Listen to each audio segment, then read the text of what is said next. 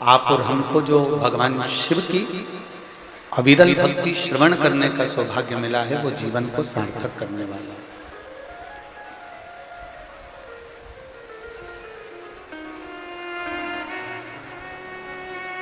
कल अपन ने कथा में श्रवण किया था भगवान शिव की उस कैलाश धाम पर माता पार्वती जी के पास में देवऋषि नारद जी का आगमन हुआ।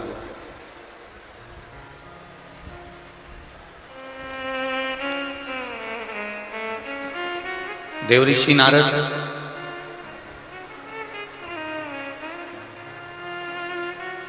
माँ जगतजननी पार्वती जी के सम्मुख में जाकर कहते हैं, माता पार्वती जी से निवेदन करते हैं, विनती करते हैं कि हे पार्वती माँ, हे जगतजननी, हे माता,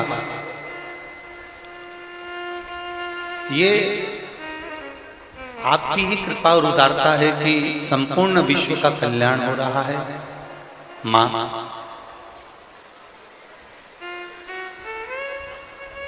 एक ब्राह्मण के घर की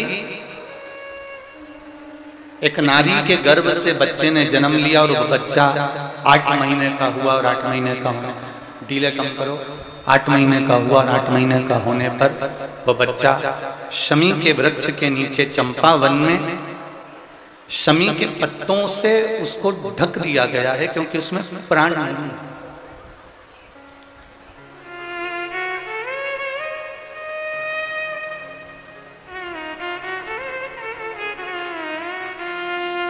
और चंपावन के वो शमी वृक्ष के नीचे वो एक छोटा सा बच्चा जिसमें प्राण बिल्कुल नहीं है, जिसकी श्वास चल ही नहीं रही है, जिसकी धड़कन है ही नहीं, वो बच्चा उस शमी वृक्ष के नीचे पत्तों से ढका हुआ पड़ा है।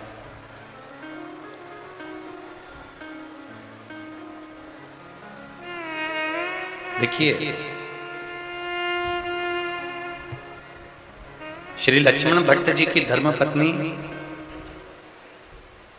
इल्लमा गारू जी ने जो भगवान का भजन किया है, जो भगवान का कीर्तन किया है, जो भगवान का मंत्र जाप किया है, जो भगवान का स्मरण किया है, वो इल्लमा गारू द्वारा किया गया भगवान का भजन देवऋषि नारद तक गया, और देवऋषि नारद से वो भजन, देवऋषि नारद से वो भगवान का मंत्र जाप, नाम जाप माता पार्वती जी तक पहुंचा।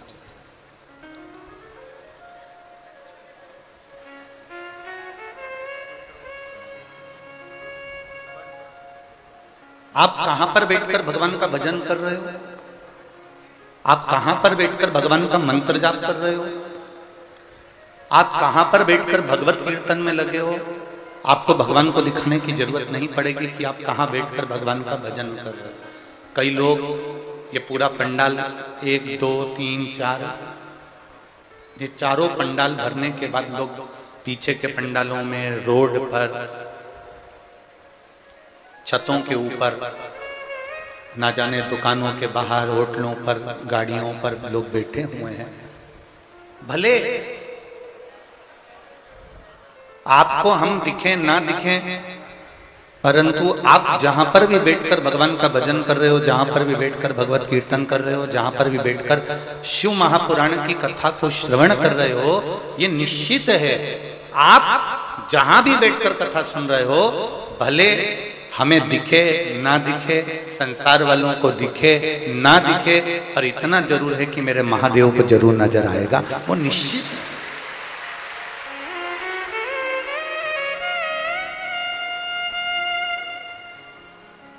ये भगवान शिव की कृपा से भगवान शंकर जैसे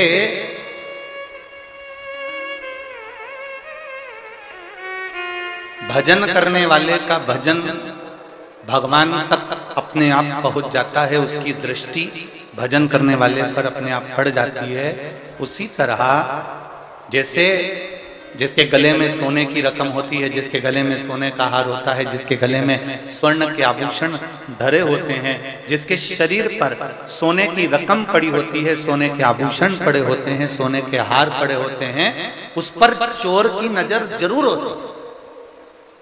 पर आप चोर को नहीं देख रहे हो, पर चोर आपको देख रहा है क्योंकि आपके गले में सोने की रकम है।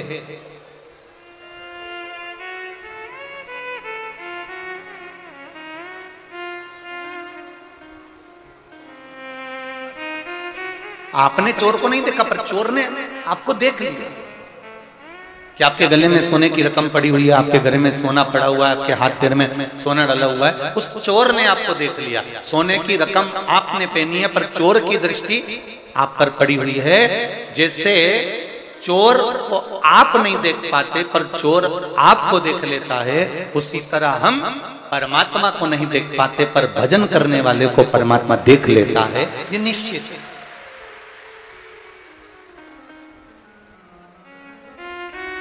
जहां भी बैठकर हम भजन कर रहे हैं, जहां हम शिव मंदिर में एक लोटा जल समर्पित कर रहे हैं, भगवान शंकर के मंदिर में जा रहे हैं, भगवान शिव को रिझा रहे हैं, शंकर जी का गुणगान कर रहे हैं, शिव नाम का स्मरण कर रहे हैं, तुम कहीं पर भी बैठकर श्री शिवाय नमस्तुभ्यम का जाप करो, चाहे एक लोटा जल तुम कहीं पर भी बैठकर समर्पित करो, शिव उसको देख लेगा, शंकर उसको स्वीकार कर लेगा।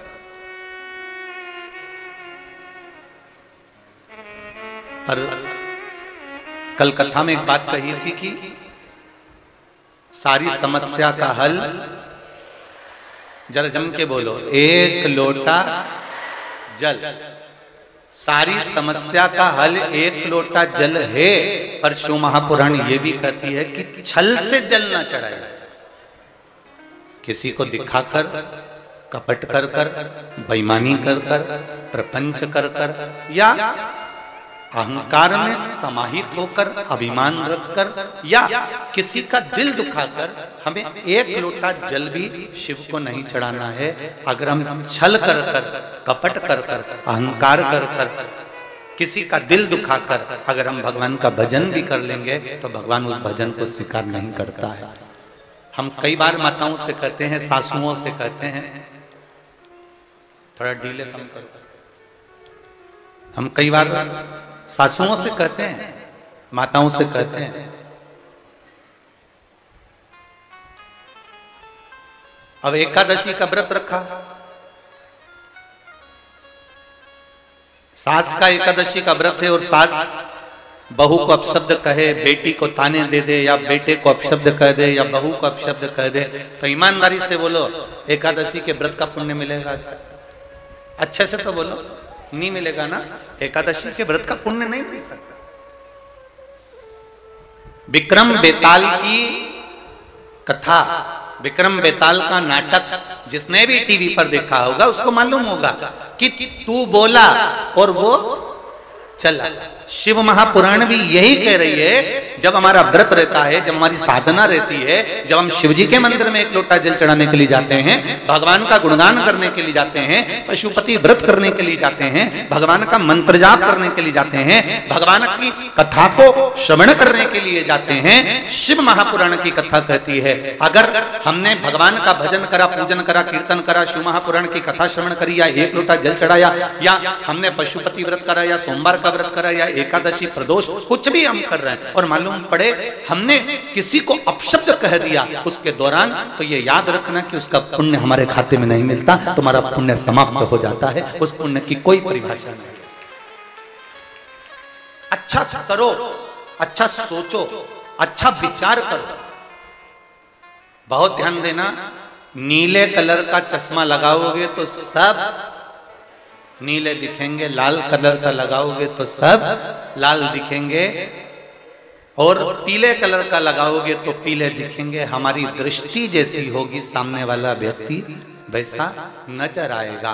कपटी को कपटी नजर आता है, पापी को पापी नजर आता है, ईमानदार को ईमानदार नजर आता है, धर्मात्मा को धर्मात्मा नजर आता है, पुण्यात्मा को पुण्यात्मा नजर आता है, सत्कर्मी को सत्कर्मी नजर आता है, भजनावली को भजनावली नजर आता है, धार्मिक को धार्मिक नजर आता है, और जिसके भीतर पाप की वृत्ति बहुत भरी होती है उसे संपूर्ण विश्व में पाप ही नजर आता है, उसे कोई दूसरा दिखता है।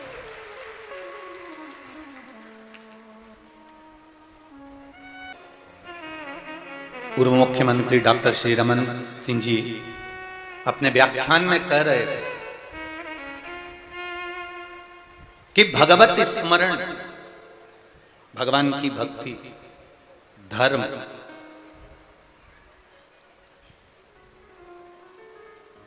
ये हम कहीं दूर से लेकर नहीं आ सकते, हम इसको अपने भीतर से प्रकट कर सकते।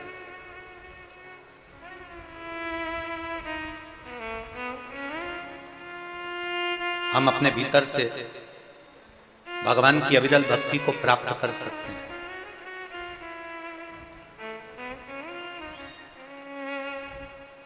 कहां से आएगी ये भक्ति?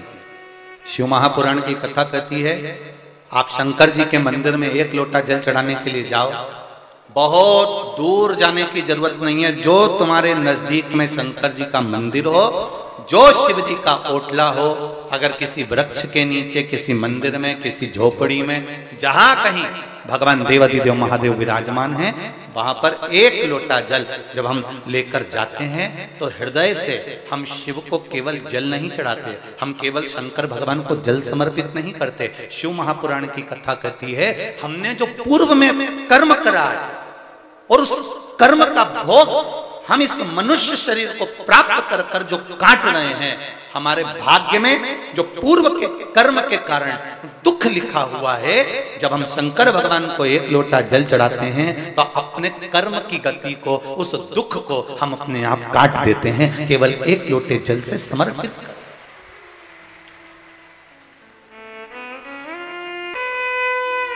मेरे देवाधिदेव महादेव भूमंडल पर मृत्यु लोक में उनका निवास है।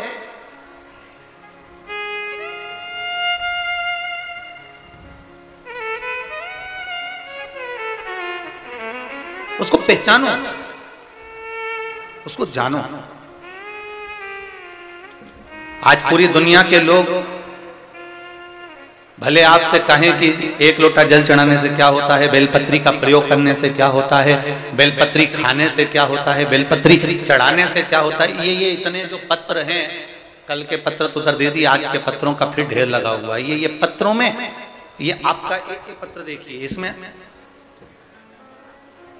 केवल आपका विश्वास छुपा हुआ है। एक पत्र में तो एक माता ने अपना पूरा मेडिकल की पूरी रिपोर्ट लगाई है, देखिए आप।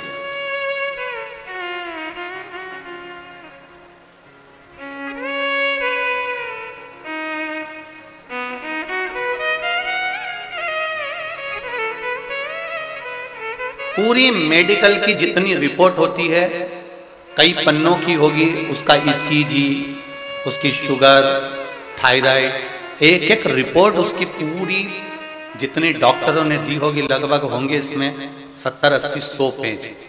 अब इतनी पूरी डॉक्टरों की रिपोर्ट इसके पास में लगी हुई है। और मैं कहूंगा आस्था चैनल वालों को, इस बेटी का वेंटिलेटर पर पड़ा हुआ फोटो भी अवश्य दिखा कि इस बेटी को वेंटिलेटर पर पटका गया था। ये देखिए। अब इस पत्र को अपन पढ़ें।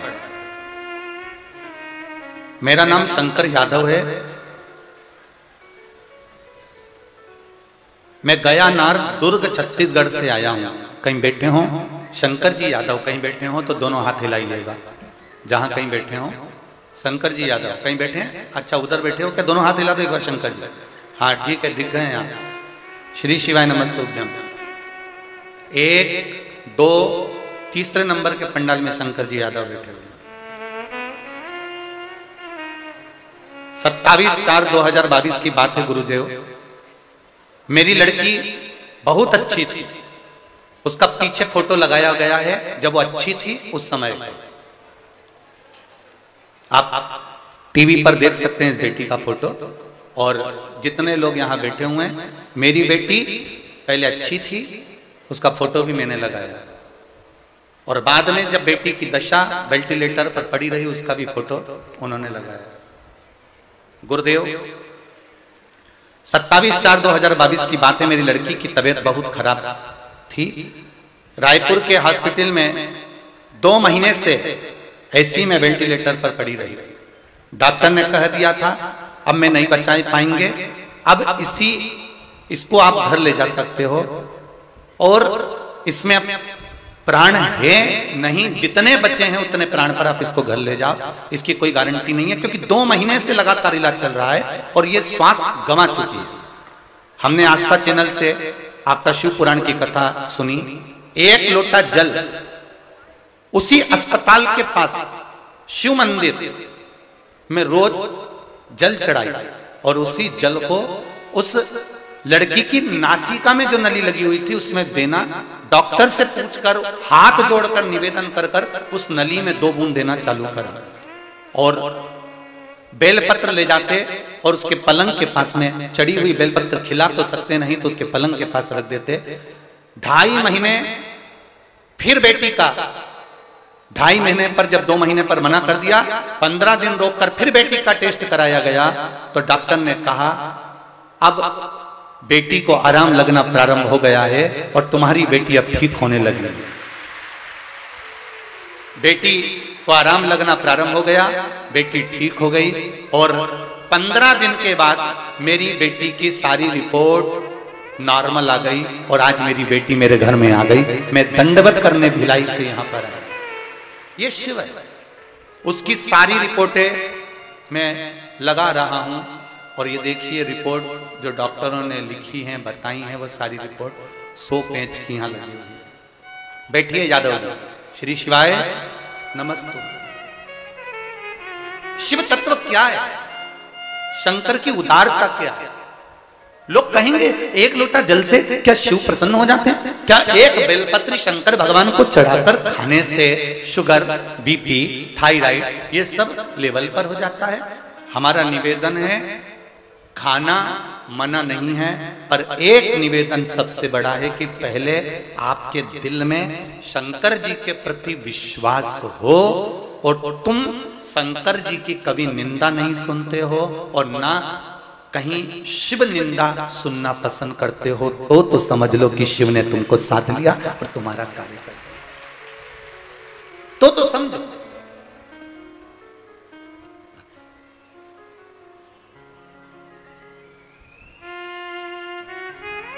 कोई शिव पुराण की निंदा करे, कोई शंकर की निंदा करे, कोई शंकर को अपशब्द कहे,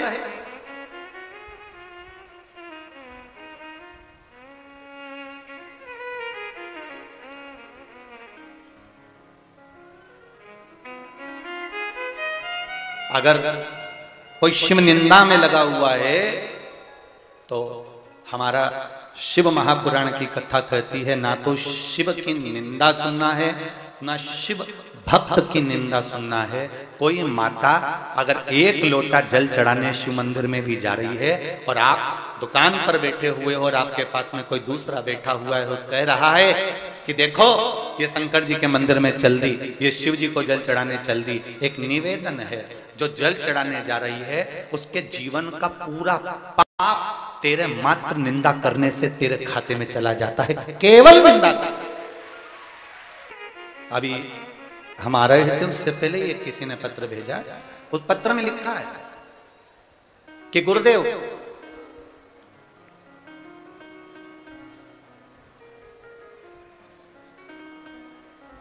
मान लो हम शिव मंदिर नहीं जा पाए, मान लो हम शंकर जी के मंदिर नहीं जा पाए, शिव जी को 1 लोटा जल नहीं चढ़ा पाए, शंकर का मंत्र का जाप भी नहीं कर सके, तो हमारा कल्याण कैसे होगा? कोई जरूरी नहीं है कि आप अगरबत्ती लगाएं, धूप बत्ती लगाएं, दिया जलाएं।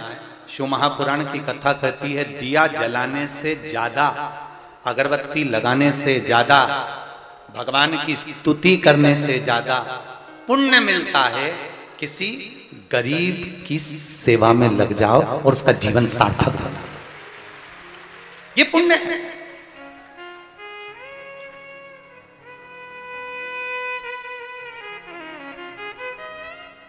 किसी को जरूरत है आपकी, आप थोड़े देर के लिए खड़े हो जाइए महाराज। अब जरा विचार करो, कोई बुजुर्ग व्यक्ति ट्रेन में खड़ा हुआ है, धक्के खा रहा है और तुम जीन्स और टी शर्ट पहने हुए, चाबी का छल्ला और मोबाइल कान में फंसाकर तुम अपनी सीट नहीं छोड़ो और नवरात्रि में नंगे पांव बमलेश्वरी माता के मंदिर में जाओ तो बमलेश्वरी माता तुमको आशीर्वाद देगी। अरे बोलो तो जरा जमका देगी। घर में माँ दुखी बैठी है, घर में पिता दुखी बैठा है, घर में रोज प्रतिदिन पत्नी से झगड़ा होता है और पत्नी की आंख में आंसू आते हैं, और तुम दुनिया भर को समझाओ, दुनिया भर को उपदेश दो, या व्रत और साधना करो। आज मेरा शनिवार का व्रत है, कल मेरा सोमवार का व्रत है, परसों मेरा मंगलवार का व्रत है। तुम दुनिया की नेत्रों में जल देकर, आंसू देकर यदि व्रत और साधना भी करते हो तो शिव पुराण कहती है वो भगवान स्वीकार नहीं करता। भगवान तो कहता है निर्मल मन सो मोहि पावा, मोहि छल छिद्र कपट ना भावा। शिव पुराण कितनी अच्छी बात कहती है। आप किसी को अगर कुछ भी नहीं कर सकते, आप किसी को दान भी नहीं दे सकते, आप किसी को पुण्य भी नहीं दे सकते, आप किसी को 1 रुपया दान नहीं कर सकते, आप भगवान को दिया भी नहीं लगा सकते, आप मंदिर में नहीं जा सकते, तो शिव पुराण एक बात जरूर कहती है कि रास्ते में पड़ा हुआ पत्थर भी उठाकर, पत्थर को भी अगर चुनकर आपने एक कोने में ले जाकर डाल दिया, तो जैसे शबरी ना तो भगवान का भजन करती थी, शबरी ना भगवान की पूजन करती थी, शबरी ना मंत्र जाप करती थी, शबरी ना नाम जाप करती थी, शबरी केवल एक काम करती थी कि रास्ते में जो कंकर पड़े होते थे उसको रोज बीन लेती थी, और राम उस शबरी जी को दर्शन देने के लिए चले जाते हैं। आप दूसरे के मार्ग में आने वाले कंकर को भी बीन कर अगर फेंक दोगे तो निश्चित है शंकर कृपा कर देंगे। ये निश्चित, इसमें निश्चित शिव कृपा करेंगे, दया करेंगे, उदारता करेंगे।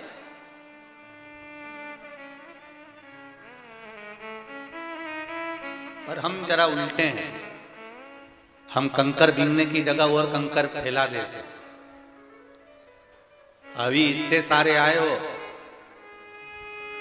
कुरकुरा खाया, चिप्स खाई, बिस्कुट खाया, और कागज मैं पटक दिया।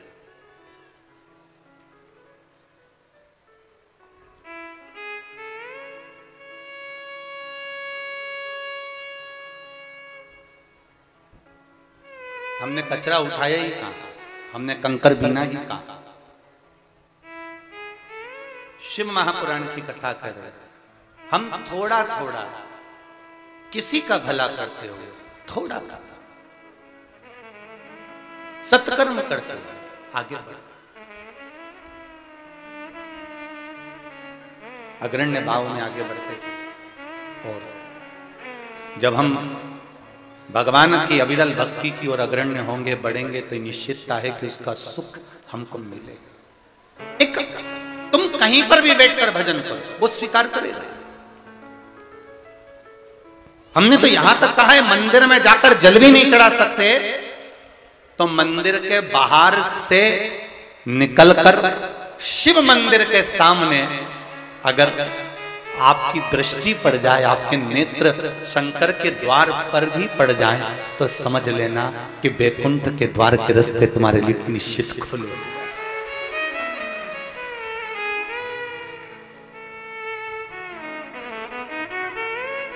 अब एक बात और अच्छे से समझ लो रे भाई, ए रायपुर वाली जीजियों, थोड़ा अच्छे से समझ, और जीजियों के साथ में जितने जीजा होने वो भी जरा अच्छे से समझ।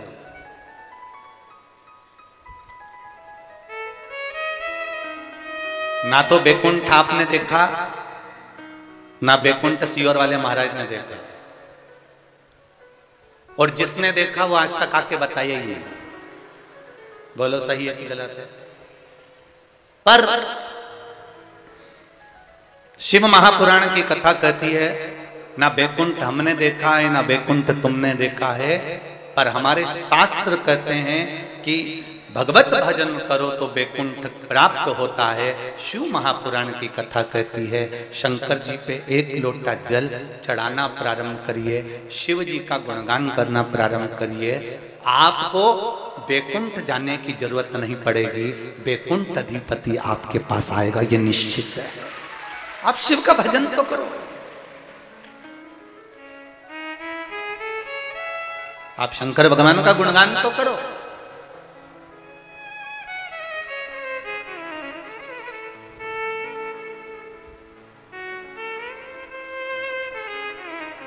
और जब करोगे तो मिलेगा, ये निश्चित।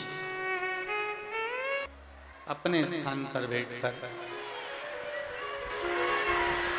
शिव महापुराण की कथा का जो मूल मंत्र है स्मरण है। अपने स्थान पर बैठकर भगवान शिव के मूल मंत्र का जाप करते हुए, थोड़ा वाद्यंत्रों की आवाज कम कर दीजिए, अपने स्थान पर बैठकर भगवान शिव के मूल मंत्र का जाप करें। अपने हृदय की बात भगवान देवाधिदेव महादेव से कहें, दिल से विनय करें। श्री शिवाय नमस्तुभ्यं, श्री शिवाय नमस्तुभ्यं, श्री शिवाय नमस्तुभ्यं, श्री शिवाय नमस्तुभ्यं, श्री शिवाय नमस्तुभ्यं। शिव कथा वर्णन कर रही है, भगवान शंकर का पावन चरित्र कर रहा।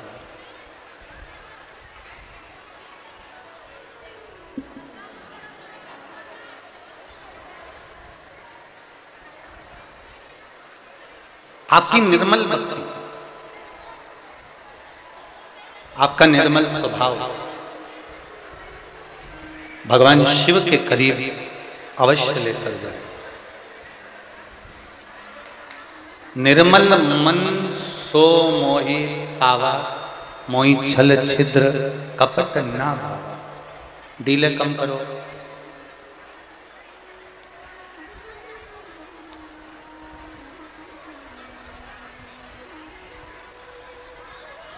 निर्मल स्वभाव यदि आपका है, निर्मल मन यदि आपका है, तो आप परमात्मा के नजदीक अवश्य पहुंचेंगे। इल्लमागारू की बात देवऋषि नारद ने माता पार्वती जी से कर दी। फिर वही बात यहां पर आई है, कहीं पर भी बैठकर भजन करो, कहीं पर भी बैठकर मंत्र जाप करो, कहीं पर भी बैठकर नाम स्मरण करो, शिवजी तक आपके हृदय की बात जरूर पहुंचेगी, ये निश्चित है। ये निश्चित है।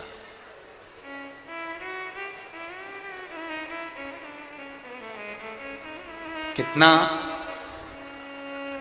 हमारे यहाँ के दर्जी भी इतने समझदार होते हैं, जो कपड़े सिलने वाले होते हैं, उनको भी ये मालूम है कि कुर्ते में, शर्ट में, कपड़े में जेब भी लगाते हैं ना, तो उल्टी हाथ की ओर लगाते हैं।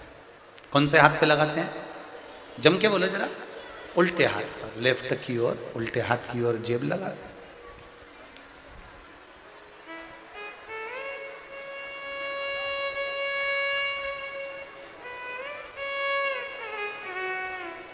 समझने वाला व्यक्ति समझ सकता है कि उल्टे हाथ की ओर जेब लगाने का एक कारण होता है कि कभी शंकर जी के मंदिर में जाओ और शिव जी को अगर जल चढ़ाने के बाद जो तुम बेलपत्री उठाकर लेकर आओ, उस बेलपत्री को आप नीचे वाली जेब में तो रखोगे नहीं। अगर रखोगे तो बेलपत्री को आप लेकर आए तो अपनी ऊपर वाली जेब में उसको रखोगे। दर्जी को यह मालूम है, जितनी देर तक बेलपत्री इस दिल के पास में रहती है, दिल के संचार को निरंतर करती रहती है और शरीर में रक्त के ब्लॉकेज को खोल देती है और हार्ट अटैक नहीं होने देती। बेलपत्री में वो गुण होता है। हम तो ये जितने भी पुरुष लोग मंदिर में जाते हैं जल चढ़ाने के लिए, भगवान शिव का गुणगान करने के लिए, शिव जी को बेलपत्र चढ़ाने के लिए, शिव जी के मंत्र का जाप करने के लिए, शिव स्मरण करने के लिए, हम उनको हमेशा कहते रहते हैं कि शिव जी पर अगर बेलपत्र चढ़ी है, आपकी उल्टी जेब अगर लगी है, तो एक बेलपत्री खाने से पहले थोड़ी देर जेब में रख लिया करो, जिससे आपके हृदय का रक्तचाप ठीक चलता रहे।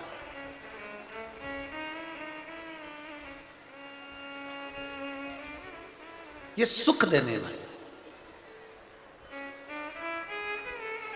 फिर कहेंगे हम किसी को कुछ नहीं दे सकते, आप ये मत सोचना कि सियोर वाला महाराज आपको कुछ दे देगा। सियोर वाला महाराज तो केवल इतना जरूर कह सकते हैं कि हम इस व्यासपीठ से देवादिदेव महादेव से ये प्रार्थना जरूर कर सकते हैं, बाबा ये इतने जो तेरे भक्त शिव तत्व को जानने के लिए भगवान शंकर की कथा में आए हैं, बाबा इतनी कृपा जरूर करना कि इनकी झोलियों को खुशियों से जरूर भरना, इतनी करुणा दी। हम कुछ नहीं दे सकते पर मेरा भोलेनाथ तो दे सकता। एक पत्र आया है, देखिए।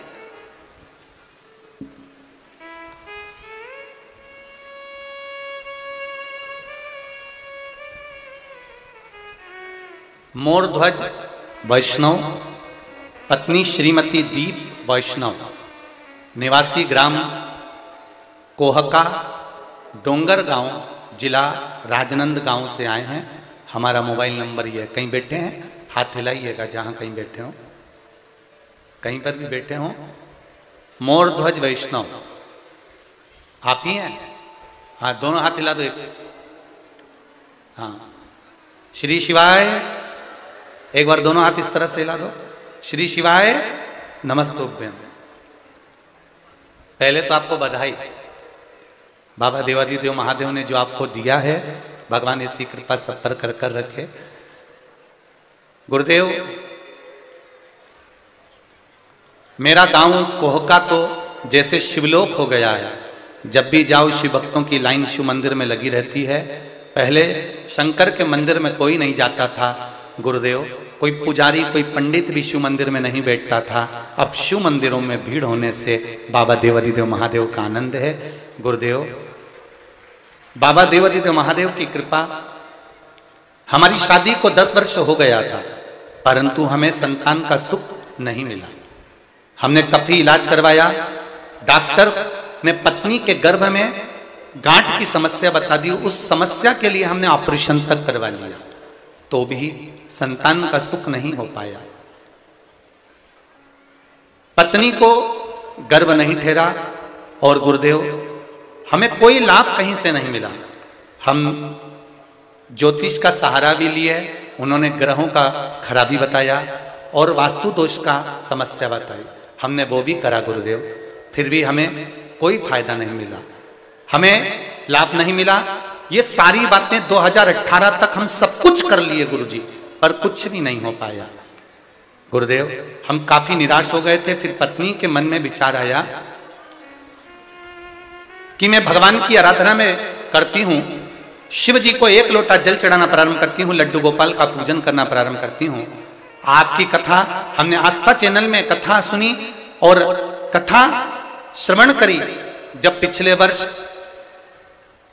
हाले कोसा में आपकी कथा थी, तब हमने टीवी के सामने कथा सुनकर भगवान से प्रार्थना करी कि हमारे छत्तीसगढ़ में कथा हो रही है, हे भोलेनाथ, सब दूर से हार गए, अब आपकी हाजिरी है, कृपा करिएगा।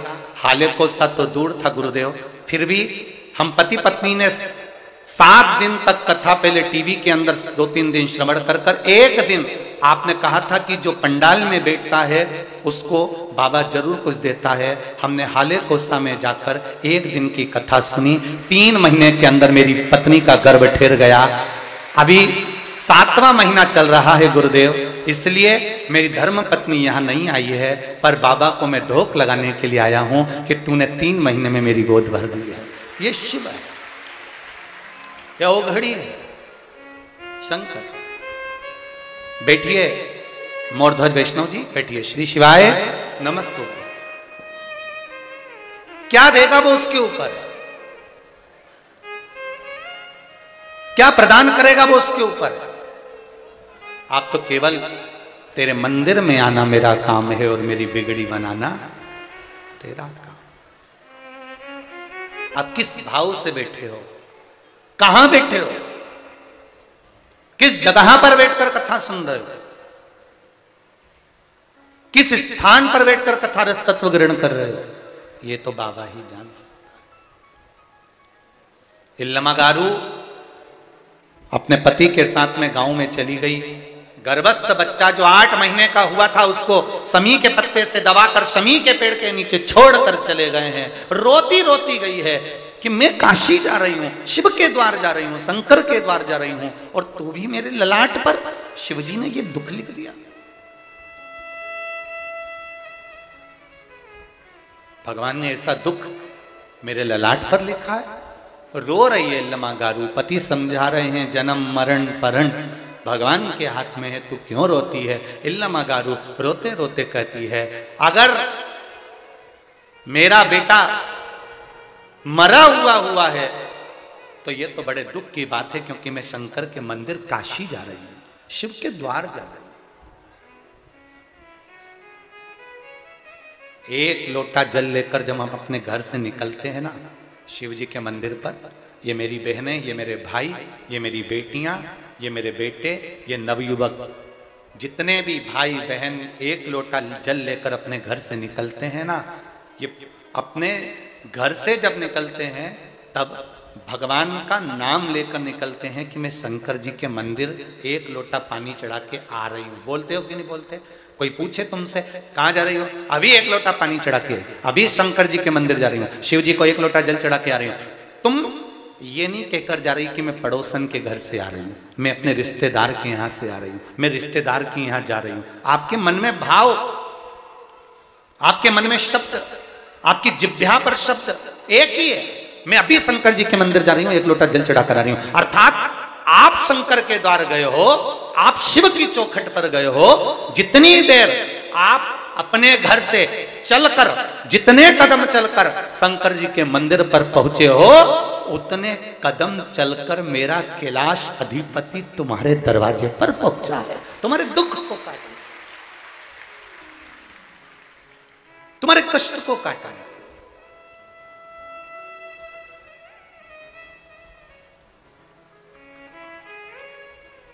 परम पूज्य गुरुदेव गुरु नानक देव जी महाराज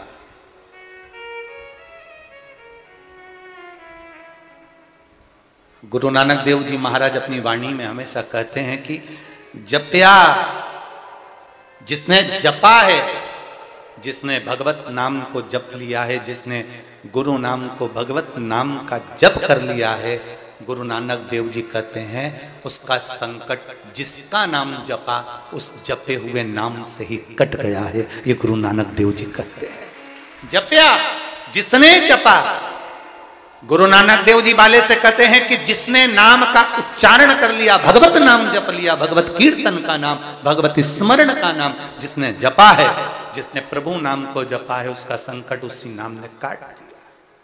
गुरु नानक देव जी महाराज का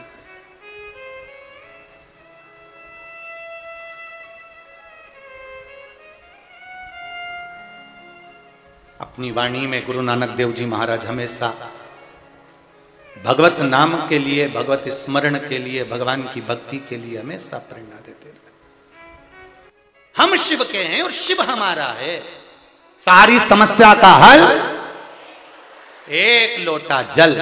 हम शिव के, हमें ढोंग प्रपंच नहीं आता, हमारे पास में ढेर सारा लड्डू पेड़ा गुलाब जामुन इमरती भजिया पकोड़ा नहीं है, हमारे पास में ढेर सारा आभूषण नहीं है, हमारे पास में ढेर सारा रतन माणिक मोती सोना चांदी नहीं है, क्योंकि मेरे शंकर भगवान को न 56 भोग चाहिए, ना तुम्हारा रतन चाहिए। मेरे भोलेनाथ को ना तुम्हारा आभूषण चाहिए, मेरे भोलेनाथ को ना तुम्हारा रतन, ना तुम्हारी जागीर चाहिए। मेरे भोलेनाथ जी को कुछ नहीं, एक लोटा जल मिल जाए तो चढ़ा दे, वो भी नहीं हो तो मेरी बेलपत्री जो मेरे ऊपर चढ़ी है वो ही धोके वापिस चढ़ा दे, वो भी नहीं हो तो शिखर का दर्शन करके अपने काम पर चले जा। पर शिव जी ये नहीं कहते कि मेरे पास 4 घंटा बैठ जा, शिव जी कभी नहीं कहते। शिव जी तो कहते हैं तेरा मन पड़े वो भजन कर, पर कर जरूर, भटकना नहीं।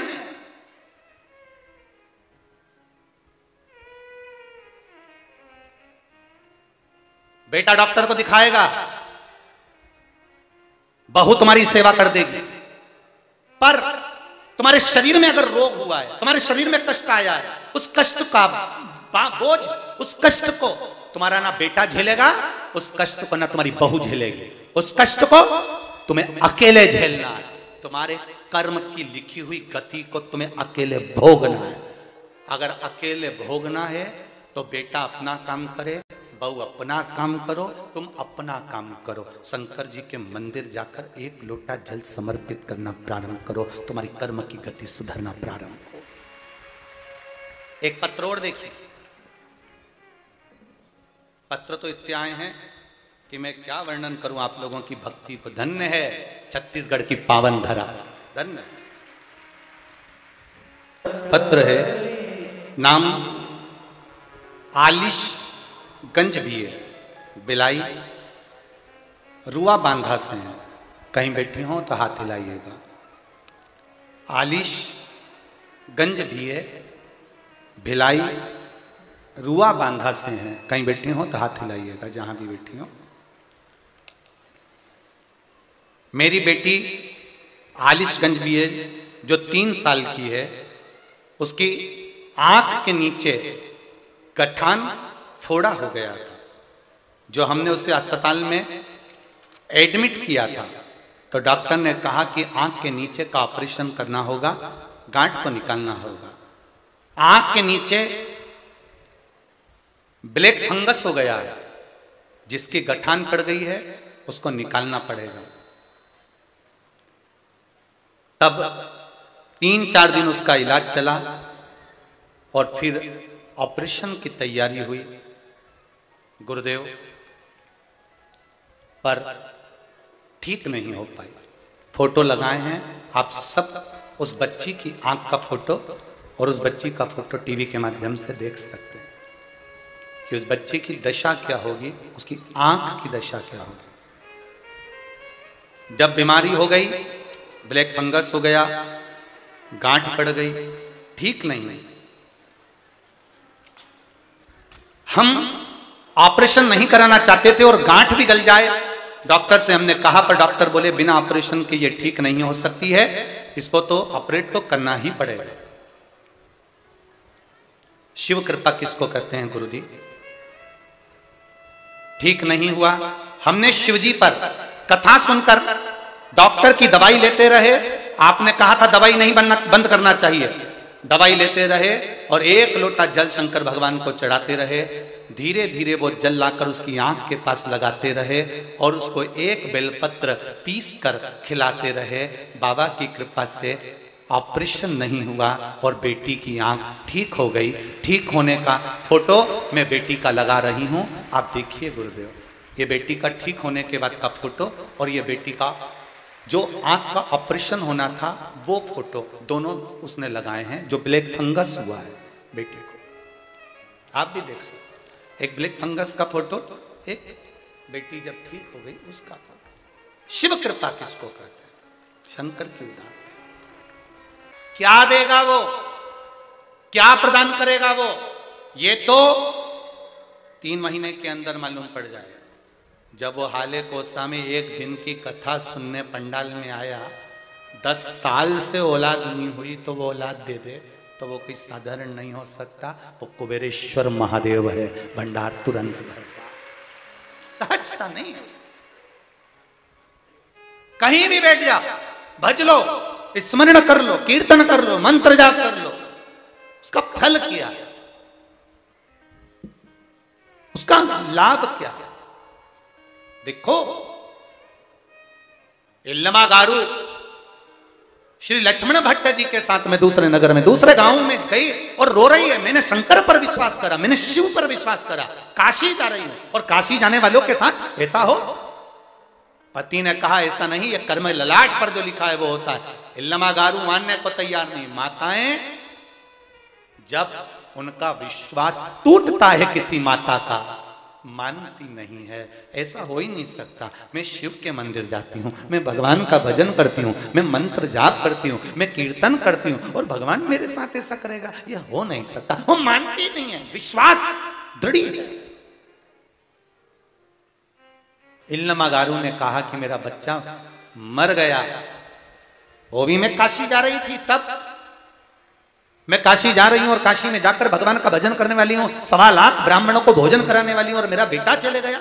ये दुख है मेरे जीवन का, ये मेरा तकलीफ है मेरे जीवन का।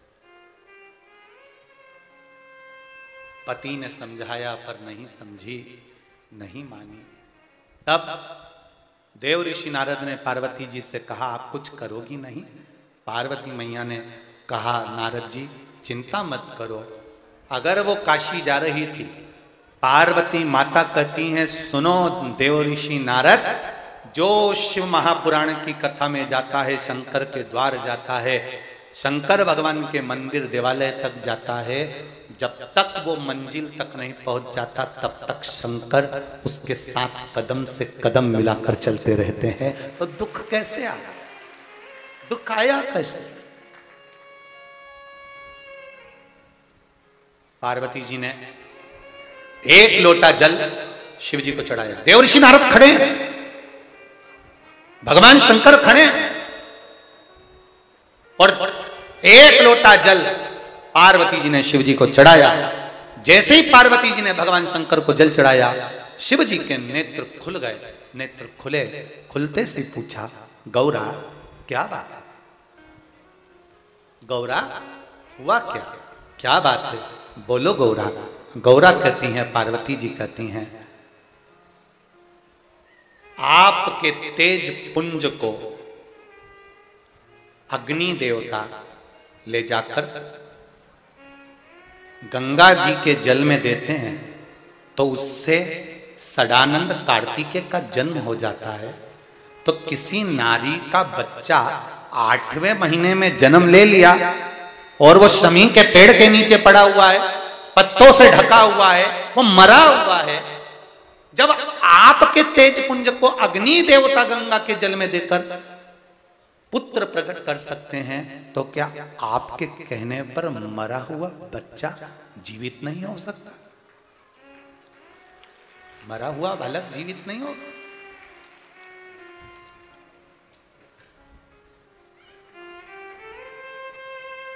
शिव जी बोले, पार्वती तुम बहुत घुमा फिरा के बोल रही हो, जरा सही से समझा, मुझे समझ में नहीं आया।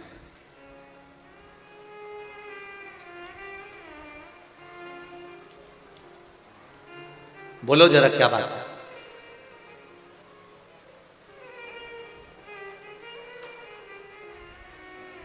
पार्वती जी ने कहा, एक ब्राह्मण की पत्नी इल्लमागारू चंपावन में अपने बच्चे को प्रसव के कारण जन्म दे देती है 8वें महीने में, और उस इल्लमागारू का बच्चा 8वें महीने का मरा हुआ प्राण त्यागे हुए हुआ है। शमी के पेड़ के नीचे वो बच्चा शमी के पत्तों से ढका हुआ पड़ा हुआ है।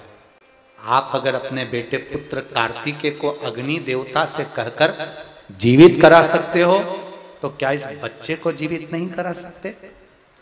शिव जी ने कहा, रुको, शांति रखो, मुझे भी तो ध्यान लगाकर देखने दो हुआ क्या है।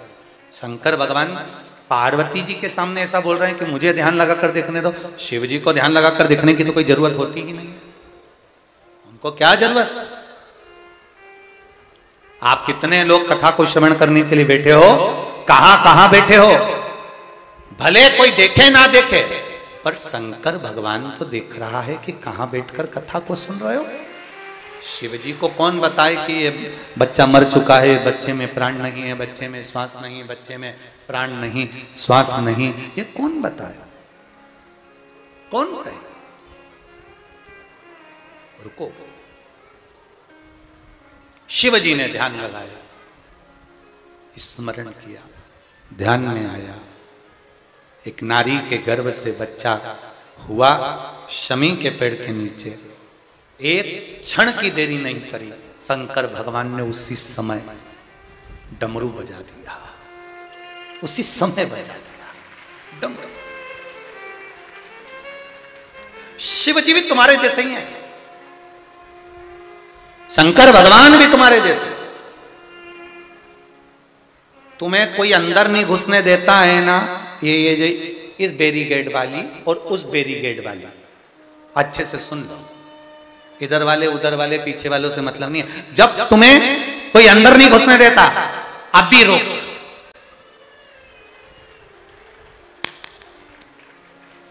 अब भी रोक। और तुमने मोबाइल लगाया, दरवाजे पे खड़े हुए द्वारपालों ने पूछ लिया, दरवाजे पर जो खड़े थे, किसको लगा रही हो? रुक तो सही, अभी तू रुक, अब भी रुक। और उसने मोबाइल लगाया, ले बात कर लो। और उसने तुरंत, हाँ सर कौन बोल रहा है, तो मुझे जानता नहीं है।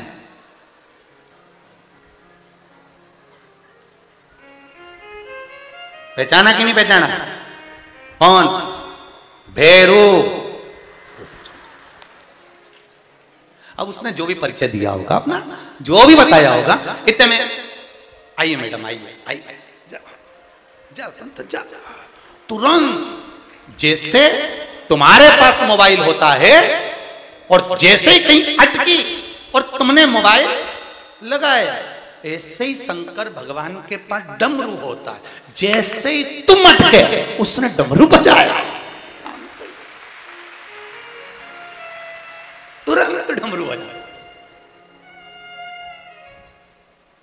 इसीलिए तो आकड़ में कहते हैं, हाँ, जो शंकर भगवान को जल चढ़ाने वाला होता है, शिव जी की पूजन करने वाला होता है, शंकर के मंदिर जाने वाला होता है, शिव की कथा सुनने वाला होता है, शिव महापुराण की कथा सुनने वाला हमेशा आकड़ में कह देता है, एक फालतू की बात करना मत ही, तू मुझे जानता नहीं, मैं शंकर जी का गुणगान करने वाला, शिव का भजन करने वाला, तू मुझे जानता नहीं है, फालतू की बात मुझसे मत कर। श्री शिवाय वो बोले ही नहीं कुछ।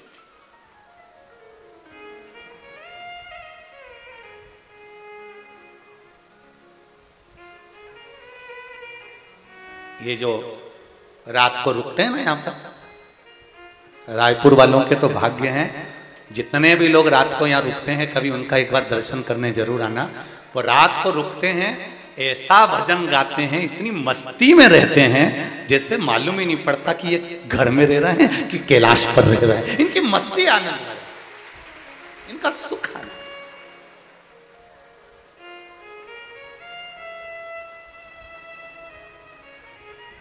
बाहर से कितने लोग आए जरा हाथ उठाओ तो, जो रायपुर के बाहर के। बहुत सारे हो रहे, धर लो धर लो धर लो, वापिस धरो वापिस धरो। और जो रायपुर से आए वो, और तुम भी बहुत हो रहे, धर लो वापिस धरो, बहुत हो तुम लोग। होना चाहिए ऐसा हो। पक्षियों से कुछ सीखो चाहे मत सीखो, पर पक्षियों से एक बात हमेशा सीखना चाहिए, पशु और पक्षी से एक बात जरूर सीखो। जब तुम रायपुर से भिलाई के लिए जाओ तो बीच रास्ते पर जब तुम गायों को देखना, गौ माताओं को देखना, जहां पर एक गाय होगी वहां 4-5 गाय जरूर इकट्ठी होगी। बोलो सही है कि गलत है? जहां एक बंदर होगा वहां 4-5 बंदर जरूर होंगे, जहां एक पक्षी होगा वह 4-5 पक्षी जरूर होंगे। ये हमें पशु पक्षी से सीखना चाहिए कि संगठित रहेंगे तो दुनिया में कोई आक्रमण नहीं कर सकता, ये निश्चित है। ये हमें पशु पक्षी से सीखना है, संगठित रहना, संगठित रहना। शिव पुराण कह रही है, भगवान शंकर की कथा कर रही है, भगवान की कथा वर्णन कर रही है। इल्लमागारू के लिए भगवान शिव ने डमरू बजाया। जैसे ही डमरू खड़काया, डमरू बजाते से ही, अब डमरू बजाने का भी एक तरीका, किसको बुलाना है उसका नाम लेकर डमरू शिव जी ने बजाया तो अग्नि देवता सामने प्रकट हो गए। अग्नि देव ने हाथ जोड़कर कहा, बोलिए प्रभु आज्ञा दीजिए, मुझे क्या करना है, मेरे लिए क्या आज्ञा है, तुम बताओ मैं क्या करूं। भगवान शिव ने कहा, इल्लमागारू के गर्भ से बच्चे ने जन्म लिया, वो मर चुका है, पर उसकी रक्षा और उसको जीवन दान, जैसे तुमने षडानंद कार्तिकेय को गंगा जी में देखकर रक्षा करी, उस तरह से उस बच्चे की रक्षा तुम्हें करना। ठीक है। अग्नि देवता चले, बच्चा शमी के पेड़ के नीचे शमी के पत्तों से ढका हुआ रखा हुआ था, पड़ा हुआ था। अग्नि देवता ने चारों तरफ से अग्नि को प्रकट कर दिया।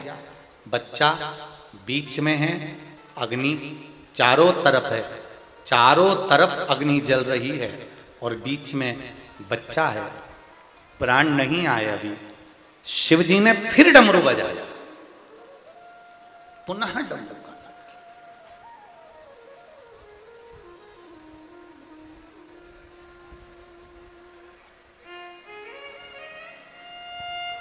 फिर डमरू का नाद करा, फिर पुकारा। भगवान शिव मंत्र जाप का स्मरण करिए। अपनी जगह पर बैठकर भगवान शंकर के मूल मंत्र का स्मरण, शिव महापुराण में जैसे मंत्रों का भाव व्यक्त किया गया है, ऐसा भाव रखते हुए शिव भक्ति में लीन होते हुए शंकर की अविरल भक्ति को प्राप्त करने के लिए सभी शिव महापुराण के आनंदमय मंत्र का स्मरण करें। श्री शिवाय नमस्तुभ्यं, श्री शिवाय नमस्तुभ्यं, श्री शिवाय नमस्तुभ्यं, श्री शिवाय नमस्तुभ्यं, श्री शिवाय नमस्तुभ्यं। शिव से भगवान शंकर ने अग्निदेव से प्रार्थना करी। अग्निदेव बालक की रक्षा के लिए अग्नि का कुंड बना लिया।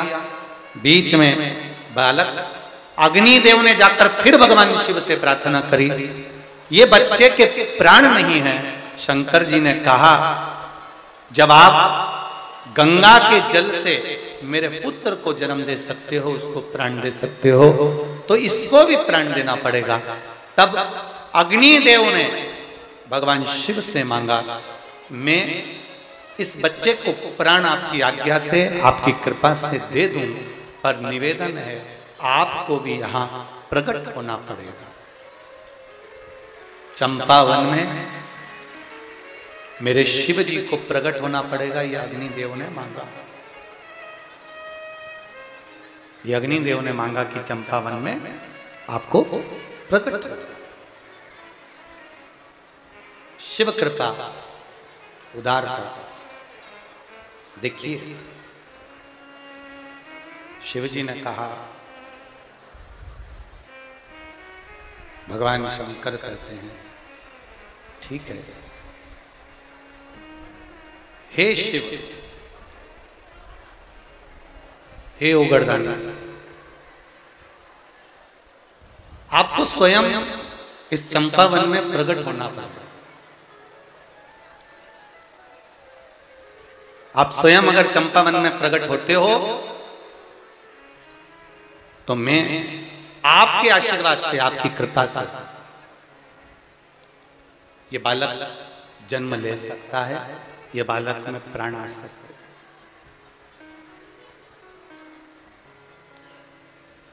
इसमें प्राण आने में देरी नहीं लगेगी।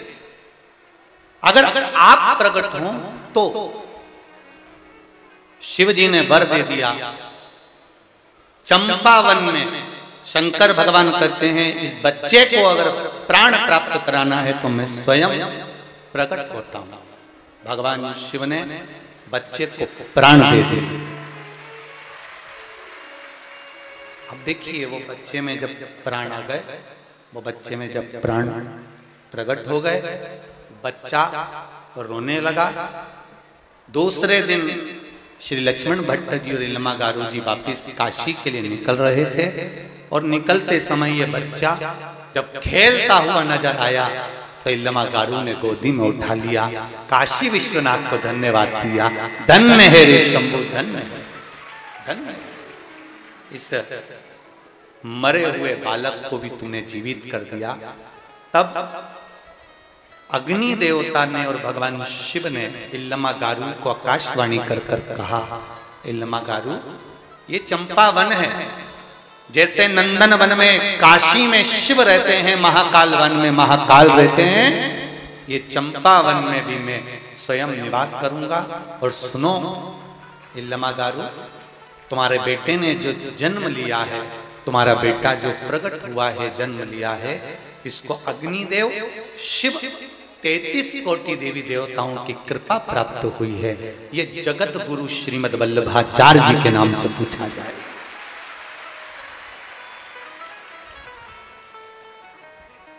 श्री वल्लभाधीश की, जगत गुरु श्रीमद वल्लभाचार्य जी के नाम से पूछे जाएंगे। संसार सागर में कृष्ण भक्ति का प्रचार करेंगे। भगवान कृष्ण की अविरल भक्ति का प्रचार। धन्य हो छत्तीसगढ़ वालों, आपको नमन करता हूं। रायपुर के नजदीक में चंपावन चंपारण है, जहां पर मेरा शिव स्वयं प्रकट हुआ है। स्वयं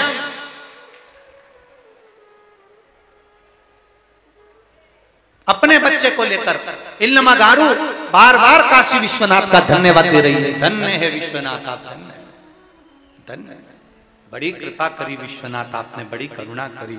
स्वामी, आप 1.25 लाख ब्राह्मण को भोजन कराने के लिए जा रहे हो, मेरी गोद में, मेरी गोदी में ये बालक वापिस मिल गया है।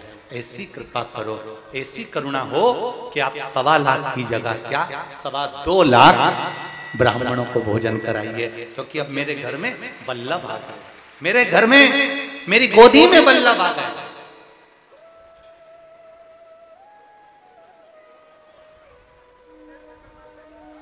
बधाई पूरे छत्तीसगढ़ वासियों को, संपूर्ण वासी, बहुत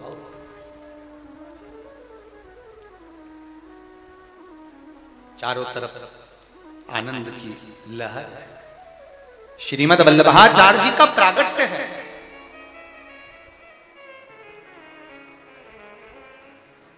काशी से लेकर श्रीमद् वल्लभाचार्य जी को इल्लमागारू माता श्री लक्ष्मण भट्ट पिता काशी पहुंच गए।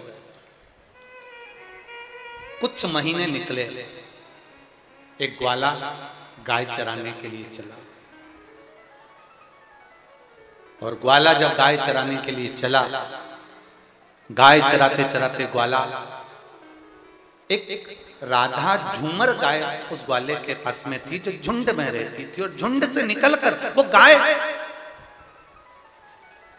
चंपावन में कहीं खो जाती थी। बस चंपावन लगा और गाय खो गई, गाय मिली। ग्वाले के मन में आया कि ये गाय कहां जाती है, जरा पता तो करूं। और ग्वाला उसको ढूंढने के लिए निकला, पर गाय मिली नहीं। अंदर वन में कौन जाए, वन में कोई प्रवेश ही नहीं करता, इतना घना वन था कि इसमें प्रवेश कैसे करा जाए, कोई प्रवेश ही नहीं करता। वापिस आ जाए, घूमते घूमते घूमते घूमते 20 दिन निकल गए। गाय अंदर की अंदर रहती, जब बाहर निकलती और ग्वाला उसको पकड़ कर ले जाता, वो छूट कर फिर अंदर भाग जाती। आज ग्वाले ने हिम्मत कर ली, और हिम्मत कर कर ग्वाला प्रवेश कर गया, वन के अंदर प्रवेश कर गया। और ग्वाला जब वन में प्रवेश करा, क्या देखता है कि जहां पर राधा झूमर गाय खड़ी है, एक छोटा सा शिवलिंग है। उस शिवलिंग में पार्वती जी, गणेश जी और शिव स्वयं दिख रहे हैं। उस शिवलिंग पर गाय अपने आप दूध चढ़ा रही है। ये ग्वाला देखकर दौड़ पड़ा, अपने नगर दौड़ा। नगरवासियों ने पूछा, क्या हुआ, कहां, आज तुम इतने घबराए क्यों, क्या हो गया तुमको, तुम्हारे चेहरे पर इतनी घबराहट क्यों है, क्या प्राप्त हो गया तुमको। हुआ क्या है, मेरी राधा झूमर गाय मुझसे छूटकर भागती है, एक स्थान पर पहुंचकर एक पत्थर के ऊपर दूध चढ़ाती है। मैंने देखा उसमें 3 स्वरूप का दर्शन होता है, शिव का, पार्वती का, गणेश जी का मूल दर्शन हो रहा है। सारे गांव के लोग सब इकट्ठे होकर उस चंपावन में पहुंचते हैं, और चंपावन में पहुंचकर क्या देखते हैं, झूमर राधा गाय अपने स्तन से दूध दे रही है, और शिवलिंग पर दूध चढ़ रहा है। गांव के लोगों ने साष्टांग दंडवत कर कर शिव जी की प्रार्थना कर, बड़ी कृपा करिए। आकाशवाणी हुई, इस चंपावन में मेरा निवास है, मैं स्वयं इस चंपावन में निवास करूंगा। ये सुख देने वाला स्थान रहे।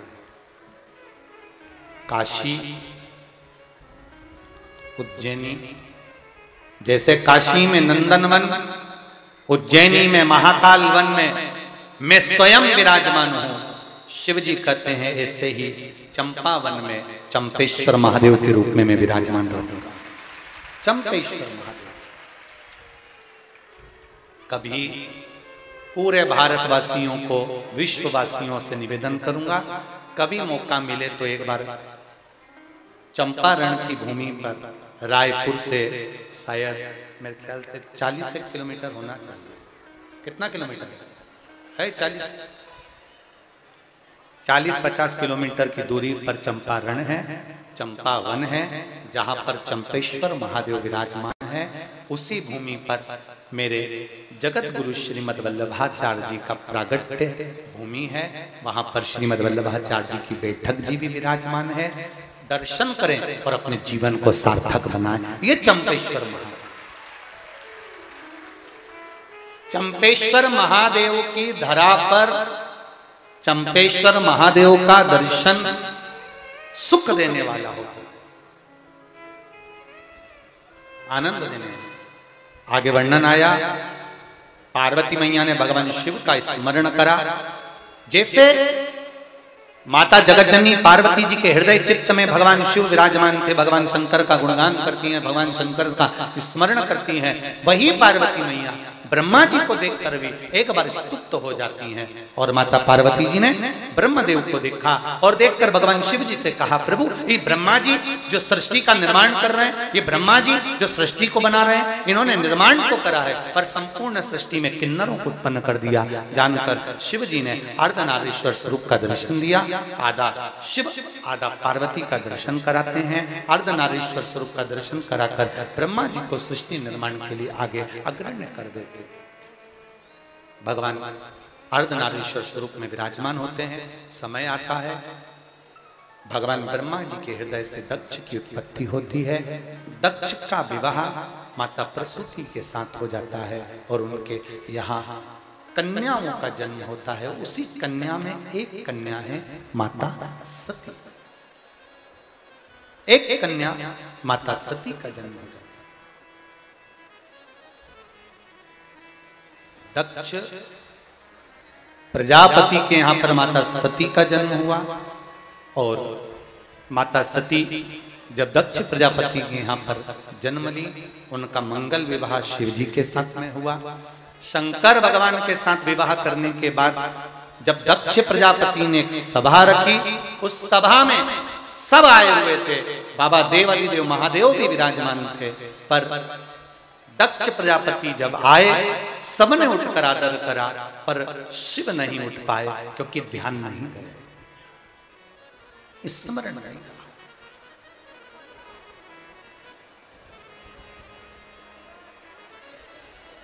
जब ध्यान नहीं गया, शिव जी नहीं उठे, दक्ष प्रजापति का ध्यान चले गए। क्रोध आया, और जब क्रोध आया,